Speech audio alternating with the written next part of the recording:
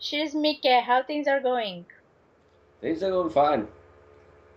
Just released a new EP, so we're kind of happy in the Inflikted camp.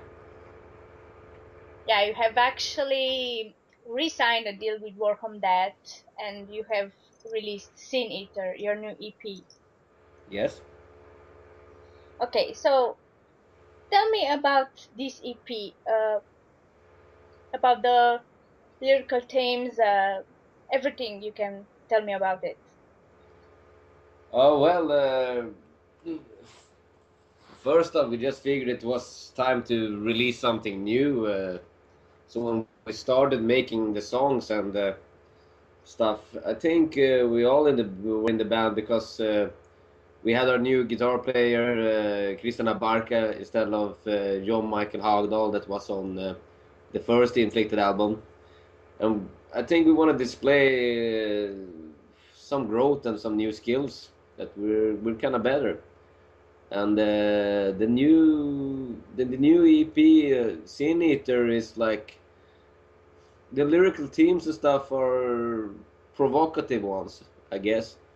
Mostly because the way Europe looks today, I'm kind of pissed off right now actually at a lot of things. Uh, the song "World Police Eyes" is it's kind of hazy. It's about the clash between the U.S. and the ISIS in Syria and all this bullshit that we all know is some sort of charade, really, uh, because it's like an evil circle. They are selling them weapons and then they're firing the weapons back. And isolation devastation is another one. Here in Sweden, like most European countries nowadays, we have a huge, how do you say, like really more populist parties that are really, I would say they are Nazis in disguise, but some people here don't believe it. And but we have pictures of them standing in squares and saying "See hi." But my theory is, if you're all those people that like hate a lot here in Sweden, they never travel a lot. And my theory is that if you travel a lot, it's kind of hard to be racist because you usually find that most people are kind of nice if you travel. So that's what isolation devastation is about. I think if you isolate yourself, then you start having a lot of prejudiced feelings about other people. So that's kind of the lyrical themes, I guess. And Sin Eater is mainly the theme song is mainly based on feelings towards the Catholic Church, items that have been dealt with before. But it also comes from a movie with Heath Ledger called Sin Eater. It's a very interesting movie for people that like occult stuff. I would say I would recommend people to listen to it or watch it. I mean, The so that's the lyrical themes and stuff. the cover artwork of the album also suggests this: the social problems. Who is the artist who made it? It's a really cool guy named Henrik Gallon. Gallon is the owner of a tattoo studio called Gallon Tattoo in Yeah, in Sweden. So shout out to him. And he has done other album covers from Wolf Brigade to Rifle and to other punk bands and stuff.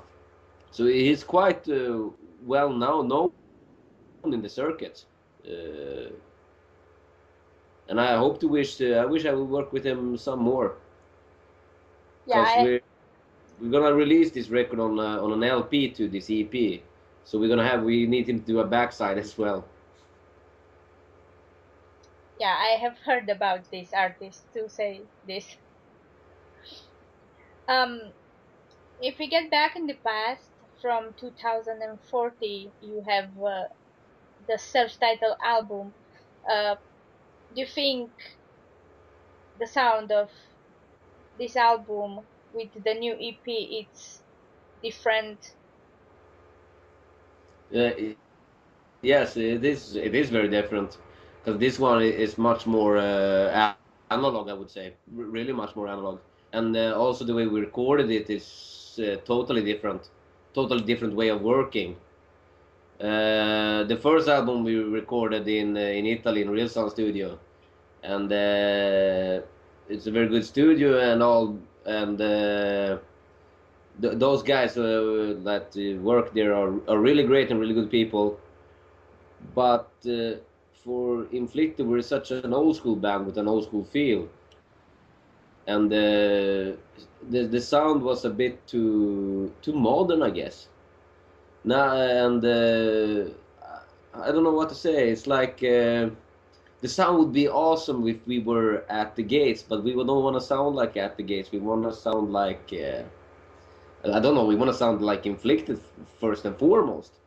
But those records that we love are like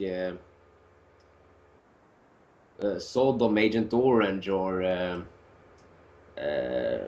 don't know, Ride the Lightning and that kind of stuff. Do you understand what I mean? Like the first day when we got into the studio in Wolfden studio, where Jocke Rydbjer, the producer, the first thing he said was "fuck the click."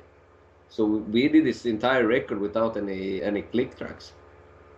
We just went in and recorded it. It's almost like we did everything separately, but it's almost like a live recording because there's no metronome, no nothing. We just played. You're actually a thrash metal band, Yeah. and as you mentioned earlier, a few bands. What are what are the mainly bands do you focus most, and also the ones you like and do you consider can be the influence of Inflicted? Take the first part again. I didn't hear the focus of what. Um, I said focusing on influences for Inflicted. Yeah. Well, our influences is like it's kind of widespread because we're like four very much the same but very much different guys. I think we take influence from everywhere, but when it comes to trash influences, then uh, there's certain bands we cannot argue against that we all love. Like for instance, everybody in the band likes Soldom. Everybody in the band like we all like the German trash bands, like, and we like the Bay Area trash, Exodus and Dark Angel and Death Angel and all the angels. No, but I think what. But we also like different stuff like Voivod. Voivod is like a really important band to me. Annihilator too. So the Canadian trash scenes has also been like important to us. But like Vardan in our band, is very much a classical rock guy, and I think you can hear it in our music because well, me and Vardan we love Tin Lizzy and Rainbow, you know, all the Richie Blackmore stuff, Yeah. and I think our entire band is like that. And our entire band likes the early Metallica, if you're allowed to say that nowadays without somebody getting pissed off.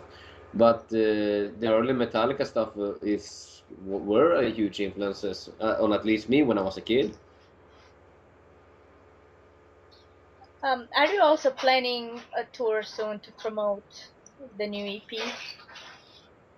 As soon, all that has to do with economics. Nowadays, touring is not cheap. We're going to Sofia next week to play a gig in the Autumn of Souls Festival, and then we're going to another town in Sweden called Karlstad to play a show with our friends in Furiam.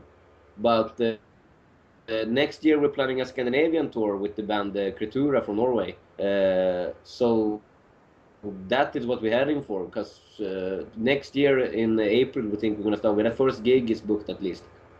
But the thing is with touring and that stuff is like cost a lot of money. We were on tour last year. It's a lot of money for bands nowadays. So we try our best, but we have always have to see like when we can can plan this, because we still have to have our regular day jobs and we have to fit everything in, you know. Yes. So if there's somebody out there that wanna pay us some money for touring, then call me. Then I'll be ready, no problem. I'll tour all over the world if I get the cash. Sure.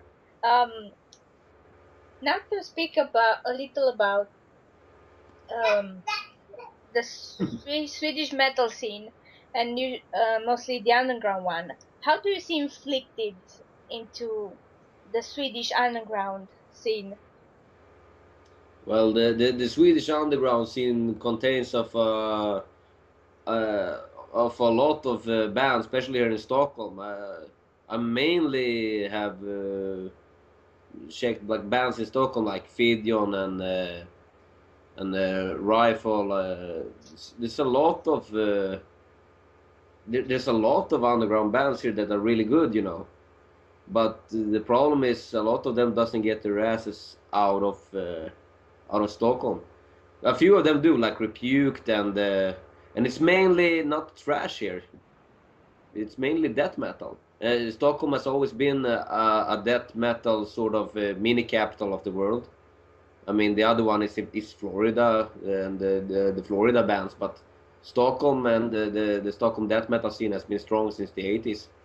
So I don't know. There are some other like thrash metal bands here, like Chainsaw and so on and so on. But I think what differs between us and Inflicted is that I think we're the only ones that plays the really old school stuff. I think we're much more 80s than the other guys, and also that we have a bit more melody. I think because of Vardan and Christian's way to play the guitars, and the solos are not just Slayer solos. There are solos that you kind of can feel. You know, do you understand what I mean?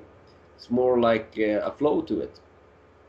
And I love Slayer solos. It's not like that, but Slayer solos don't give you that Richie Blackmore feel.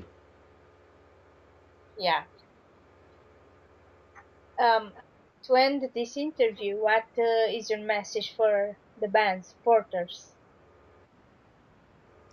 Uh, for the bands, For the or bands, for the fans, what is your for the message? fans. I thought you said for the bands. No, the message for the fans is that we're gonna keep on rocking. We're gonna keep on playing, and we're gonna keep on trying to play a lot outside of Sweden. Actually, we want to play more outside of Sweden. We're gonna play more outside of Sweden. But like I said, it's all about financial stuff, and we try to find ways to work around all this stuff. But we're trying our best. Uh, like the Sofia gig. The Sofia gig is it's not that much, the flight cost and everything. So we're gonna try. We're gonna keep on keeping on touring, kicking ass. And we're gonna probably have a full album soon as well. We're working. We already have a new song that is not recorded, already ready, and there's gonna be more. And I already have sniffed out what I want to do lyrically with it. But that's a secret until we're done. Great. Thanks again for this interview and hope to see you soon. Cheers. Cheers. Hope to see you soon too. Ciao.